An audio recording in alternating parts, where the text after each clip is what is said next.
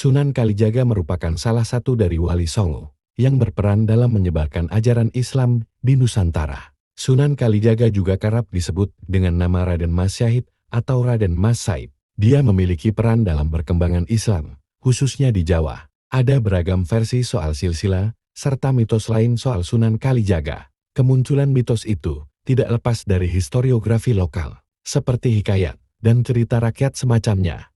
Misteri tahun kelahiran Sunan Kalijaga belum terbukti dan diketahui dengan pasti. Dikutip dari salah satu sumber, Sunan Kalijaga diperkirakan lahir sekitar tahun 1430-an. Dia menikah dengan putri Sunan Ampel ketika usianya kepala 2. Namun, ada teori lain yang menyebut bahwa Sunan Kalijaga lahir sekitar tahun 1450, berdasarkan keturunan dari Tumenggung Wilatikta. Teori lain dihitung berdasarkan usia kematiannya di usia 131 tahun pada tahun 1586, sehingga kelahirannya diperkirakan pada tahun 1455.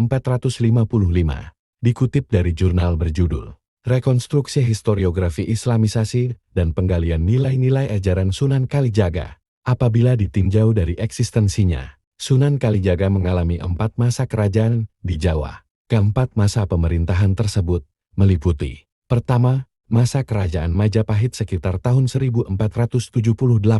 Sunan Kalijaga masih muda dan hidup sebagai anak Bupati Tuban, Tumenggung Wilatikta. Kedua, masa Kesultanan Islam Demak sekitar tahun 1481 sampai tahun 1546.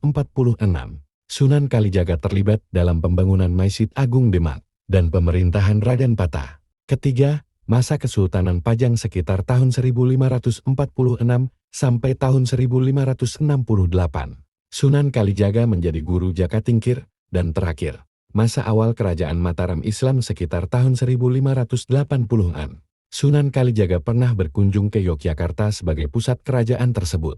Beragam versi silsilah Sunan Kalijaga. Ada sejumlah versi sejarah mengenai leluhur Sunan Kalijaga. Versi pertama, Sunan Kalijaga memiliki garis keturunan Arab dari kakeknya, Abdul Muthalib, yang juga berhubungan dengan Nabi Muhammad SAW. Dalam literatur Babat Tuban, beliau disebut sebagai keturunan Muhammad ke-24. Ada versi yang disampaikan sejarawan yang berpendapat bahwa leluhur Sunan Kalijaga berasal dari Hadramaut, Arab Selatan. Disebutkan bahwa dia keturunan Kadizaka yang berarti hakim atau penghulu suci. Versi kedua, dikatakan bahwa Sunan Kalijaga keturunan Cina. Dia merupakan Muslim Tionghoa dengan nama asli Wisam I. Sementara ayahnya, Bupati Tuban Wilotikto dari keturunan Witikto. Versi ini didukung catatan sejarah Klenteng Sampokong di Semarang.